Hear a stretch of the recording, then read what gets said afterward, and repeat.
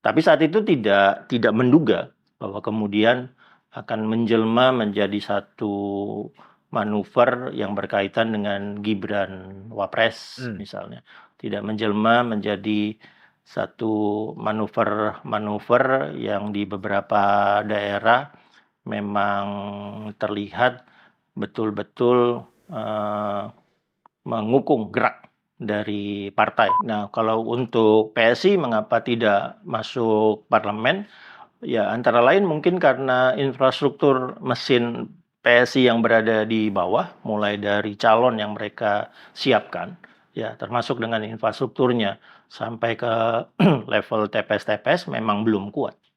Dari partai ada wanti-wanti dari Ibu Mega misalnya, jangan sampai kita lepas dari Jakarta karena apa yang terjadi di Jakarta itu bisa menjadi sorotan dari daerah-daerah lain.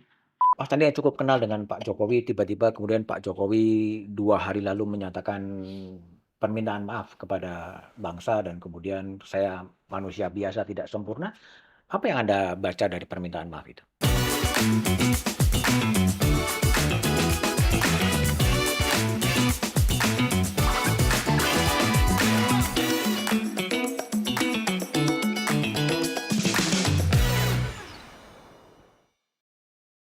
Saya juga ingin bertanya soal situasi politik ya kepada Mas Andi Wijayanto yang cukup dekat dengan Presiden Jokowi sejak 2014 sampai ke 2023. Nah, dalam sebuah pertemuan dan Mas Andi juga pernah mengatakan, kapan terakhir bertemu dengan Pak Jokowi? Eh,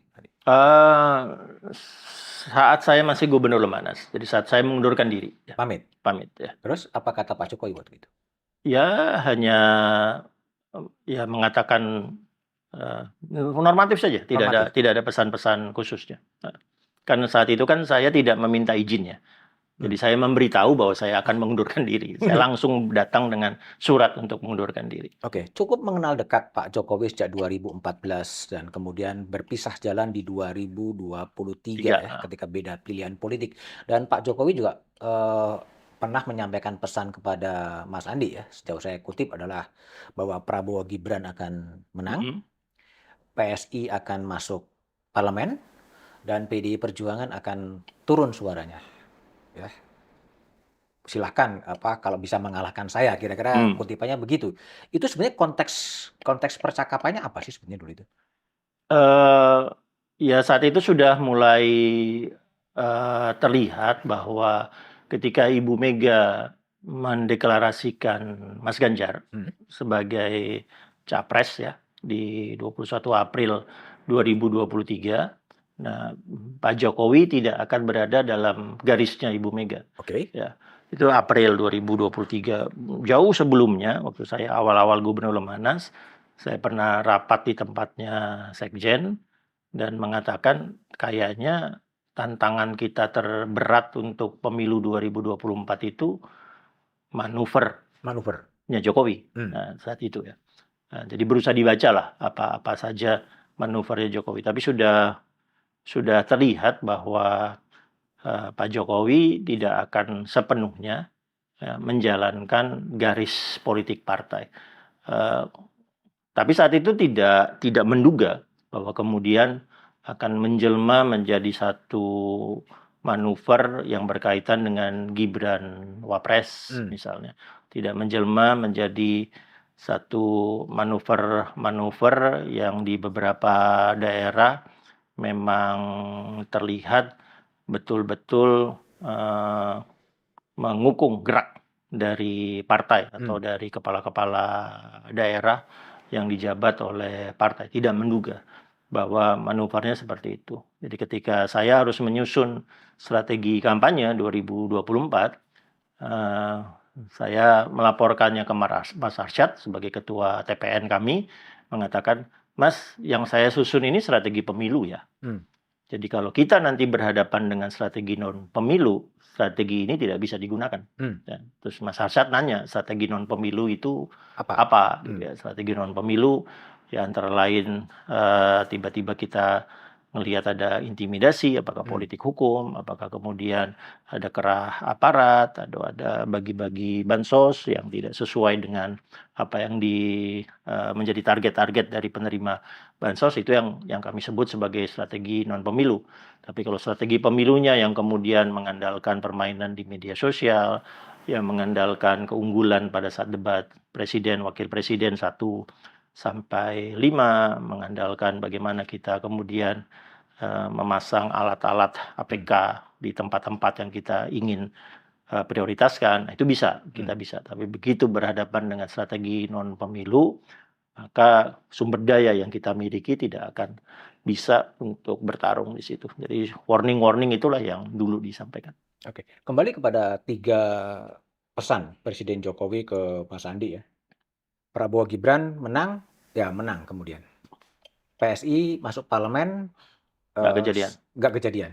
PDI Perjuangan Turun, turun, ya ya. turun tapi tetap Hmm, leading. hmm. Apa yang Anda baca dari statement Oktober 2023 sampai kemudian hasil pemilu sekarang? Apakah pengaruh Pak Jokowi itu masih betul-betul kuat sehingga prediksinya itu kemudian terbukti? Terbukti, 2 kan tidak terbukti sebenarnya. Iya, itu yang tadi saya sebut strategi non pemilunya jalan, Mhm. ya. Nah, kalau untuk PSI mengapa tidak masuk parlemen, ya antara lain mungkin karena infrastruktur mesin PSI yang berada di bawah, mulai dari calon yang mereka siapkan, ya termasuk dengan infrastrukturnya, sampai ke level TPS-TPS memang belum kuat Mmm. untuk bisa kemudian masuk ke level nasional. Ya, sudah ada di level-level daerah-daerah tertentu, tapi belum kuat di level-level nasional. Yang kami amati kalau dari kantong-kantong elektoral PSI itu memang mirip-mirip dengan kantong-kantong partai nasionalis. Jadi mirip-mirip dengan PD PDI Perjuangan. Perjuangan, mirip-mirip dengan Gerindra, mirip-mirip dengan Golkar dan Nasdem gitu ya.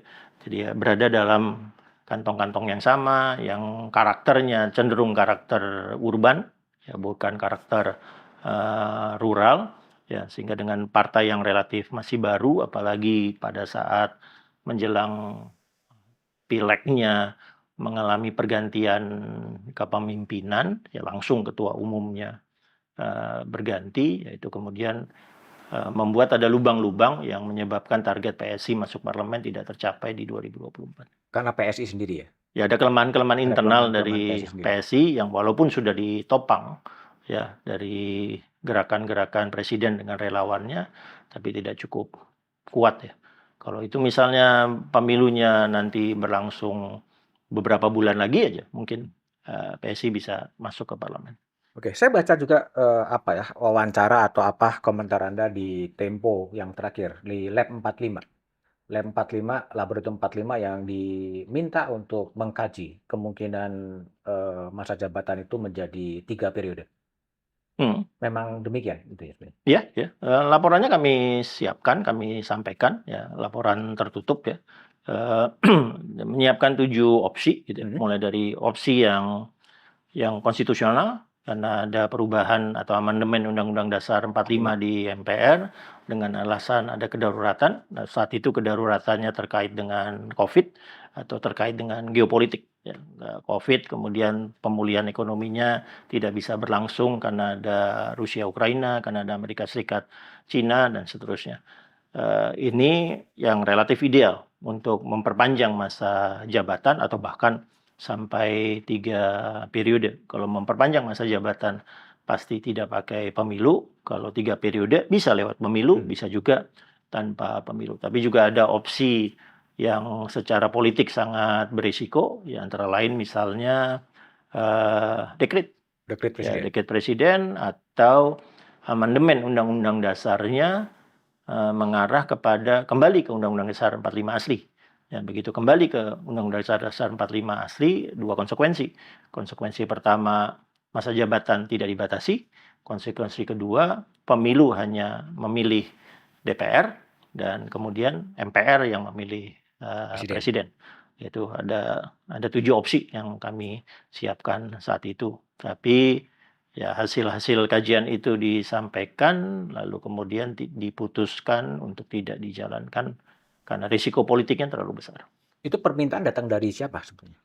Heeh, saat itu kayaknya rapat bareng ya Rapat bareng dengan ya? beberapa orang. Jadi, kemudian saya harus berinteraksi dengan beberapa tokoh juga, ya termasuk Pak Luhut, ya misalnya untuk mengkaji opsi-opsi tersebut, ya saya punya mesin big data Hmm. saya yang kemudian menunjukkan bahwa ini risiko politiknya, sangat tinggi, yang kemudian disampaikan, memberikan ya data apa adanya, bahwa ini kemungkinan besar tidak akan menghasilkan dukungan yang signifikan, terutama dari masyarakat sipil, Hmm. elemen-elemen mahasiswa, elemen-elemen ormas, dan seterusnya.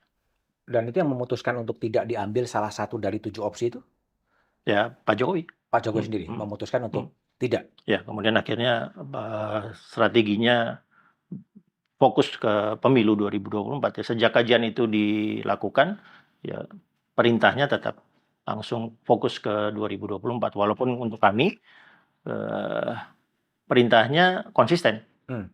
menangkan Ganjar. Oh, Heeh. perintahnya konsisten menangkan Ganjar? Iya, tidak berubah tidak berubah. Seingat saya pertama kali itu dilakukan 31 Desember 2021, ya sampai ketemu mungkin di bulan-bulan Juni, Juli 2023, perintahnya menangkan Ganjar. Dan tidak pernah dicabut Ke atau kami ditolak? tidak pernah dicabut. Oh, Ya, ketika misalnya Pak Jokowi tiba-tiba ada, perubahan mendukung Gibran gitu, atau Gibran yang menjadi wapres, lalu Pak Jokowi ada simbol-simbol bahwa beliau, lebih cenderung ke 02, perintah untuk mendukung Ganjarnya tidak pernah berubah. tidak pernah berubah. Oke. Kalau Mas tadi yang cukup kenal dengan Pak Jokowi, tiba-tiba kemudian Pak Jokowi 2 hari lalu menyatakan permintaan maaf kepada bangsa dan kemudian saya manusia biasa tidak sempurna, apa yang Anda baca dari permintaan maaf itu? Ya satu hal, ya pasti, karena itu acaranya acara keagamaan ya. Kapan? Sikir. Ya, ya jadi, mungkin memang berasal dari, karakter dasar individu ya, ya bagus untuk meminta maaf, mohon ampun gitu. Ya, tapi di lain hal, ya mungkin Pak Jokowi merasa memang ada beberapa kebijakan-kebijakannya yang kemudian, tidak sepenuhnya berhasil mencapai sasaran atau kemudian memunculkan dilema-dilema bagi Indonesia, termasuk, pemilu 2024 atau apa yang harus beliau lakukan hingga 20 Oktober 2024. Hmm. Mhm. Kalau soal, apa namanya, setelah 20 Oktober 2024, dalam pandangan Mas Andi sebagai orang yang mengenal Pak Jokowi, di mana posisi Pak Jokowi setelah, eee, transisi kekuasaan ke Pak Prabowo itu? Ya normalnya kita berharap akan ada soft landing ya. Mhm. Ya seperti dulu yang dilakukan oleh Pak SBY. SBY misalnya, ya soft landing sehingga Pak Jokowi balik ke Colomadu dengan keluarga, lalu, eee, dengan jarak-jarak politik tertentu, melihat apa yang dilakukan oleh Gibran sebagai Wapres. wapres, ataupun kalau misalnya Bobi atau Kaisang, mendapatkan posisi kepala daerah dengan jarak-jarak politik tertentu, melihat, eee, apa yang dilakukan oleh anak dan mantunya. Tapi tetap saja konteksnya adalah soft landing sudah terjadi. Mmm. Transisi pemerintahan ke presiden baru Pak Prabowo, dan Pak Jokowinya meyakini apa yang disiapkan atau direncanakan oleh Pak Jokowi dan pemerintahannya akan dilanjutkan oleh Pak Prabowo, karena ini temanya adalah keberlanjutan. Mmm. Ya bukan bukan perubahan seperti yang diusung oleh Anies Anies. misalnya, Mmm. tapi ini adalah keberlanjutan. Yang kedua friksi, ya Friksi. ya friksi. Mmm. Ya friksi antara Pak Jokowi dengan, Pak Prabowo, ya, terutama yang kami harus terus-menerus berbuat skenario tentang hubungan kedua orang ini, Mmm. mau akan Pak Jokowinya soft landing atau kemudian terjadi friksi. Nah, soft landing ini juga bisa, kalau ini keberlanjutan, bisa juga dengan asumsi akan terjadi konsolidasi Mmm. yang sangat bagus antara kekuatannya Pak Prabowo dengan kekuatannya, Pak Jokowi. Sehingga mungkin saja ini berlanjut hingga hingga pemilu berikutnya, 2029. 2029. Kita akan bisa ngelihatnya di kabinet, susunan kabinet, kita akan bisa ngelihatnya di pilkada Mmm. 2025, di 24 24. ya, lalu kemudian konsolidasi partai-partai selama 2025. Hmm. Nah, dengan penilaian ini kita bisa langsung melihat ini akan soft landing, konsolidasi makin kuat, apakah kemudian terjadi friksi antara Pak Prabowo dengan Pak Jokowi. Kalau kita lihat gejala pilkada sampai sekarang, ya, kita lihat pilkada Sumatera Utara, hampir semua kekuatan politik menyokong Gibran, ya, kecuali PDIP yang berada di luar. Kalau kita lihat posisi Jawa Tengah juga mirip-mirip, meninggalkan PDIP dan PKB. Kalau kita lihat di Jakarta, itu juga ada kecenderungan Golkar, Gerindra juga kemudian menyokong di luar PDIP. Banten juga mirip. Ini bagian dari konsolidasi antara Pak Jokowi dan Pak Prabowo. Ya lagi-lagi ada beberapa skenario ya. Ya, skenario pertama terjadi konsolidasi sehingga pilkada 2024 itu merupakan perpanjangan dari Pilpres 2024 ya. Tapi kayaknya skenario ini bukan yang sedang terjadi. Ya, bukan ini. Yang skenario yang terjadi adalah skenario yang kedua. Selama sejarah pilkada kita selalu tidak ada pola berlanjut dari nasional ke daerah. Ya, jadi misalnya sederhana dulu Pilgub Jawa Timur. Ya, di Pilgub Jawa Timur PDI Perjuangan mengusung Ipul dan Putih yang didukung oleh PKS. Ya, misalnya atau di Pilwakot di Pilwakot Surabaya, PDI Perjuangan sendirian ya melawan calon dari koalisi semua partai. Waktu itu mantan Kapolda Jawa Timurnya ya, melawan PDI Perjuangan sendirian. Jadi tidak ada pola, tidak ada kaitan antara konfigurasi politik nasional dengan daerah. Nah, untuk sementara yang kami baca, sebagian besar daerah itu memang tidak ada kaitan antara konfigurasi politik nasional dengan daerahnya. Hanya di wilayah-wilayah tertentu yang seperti tadi Mas Budiman sampaikan. Nah, wilayah-wilayah tertentu ini ya memang satu bisa saja karena ada kepentingan politiknya Pak Jokowi kelihatan. Ya, ada orangnya Pak Jokowi yang betul-betul ingin maju di situ, ya terutama anak mantu ya atau bagian dari jejaringnya Mas Gibran atau relawan kelihatan itu kami perhatikan. Tapi di wilayah-wilayah yang memang memiliki arti khusus ya. Ya seperti misalnya Jawa Barat atau Jakarta itu memang menjadi pendulum atau barometer politik nasional. Normal kalau kemudian Gerindra sebagai partai yang memenangkan presiden sangat-sangat memperhatikan wilayah tersebut. Tapi selain di kedua karakter tersebut, di daerah-daerah yang lain skenarionya adalah tidak ada hubungan antara konfigurasi nasional dengan dinamika yang ada di daerah.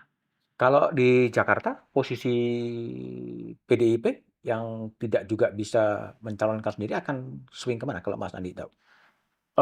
Masih sangat-sangat cair ya pada dasarnya. Lagi-lagi Jakarta dulu menjadi salah satu titik tarung karena dia adalah ibu kota, tapi dengan peralihan status DKI menjadi DKJ dengan nanti ibu kotanya pindah ke Nusantara, ya arti strategis Jakartanya relatif cenderung berkurang. Ya, dulu dari partai ada wanti-wanti dari Ibu Mega misalnya jangan sampai kita lepas dari Jakarta karena apa yang terjadi di Jakarta itu bisa menjadi sorotan dari daerah-daerah lain. Ya, nah kali ini kayaknya penilaiannya relatif berbeda karena sekarang DKI menjadi DKJ tersebut. Oke. Yang terakhir Mas Andi, pecah kongsi atau apapun antara Pak Jokowi dengan PDIP, itu bagaimana akan direkonsile? Bagaimana akan coba diselesaikan? Ataukah dibiarkan begini saja dalam posisi minimal dibaca publik head on gitu, berhadapan-hadapan terus gitu, atau bagaimana sebenarnya?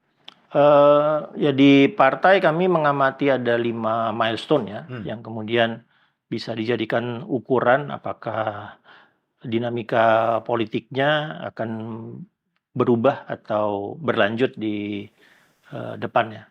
Yang pertama sekarang, milestone sekarang adalah ketika ada proses untuk satu menetapkan APBN 2025 ya nanti nota keuangannya tanggal 16 Agustus dengan adanya proses untuk membentuk atau merevisi undang-undang tertentu. Nah, itu kita lihat.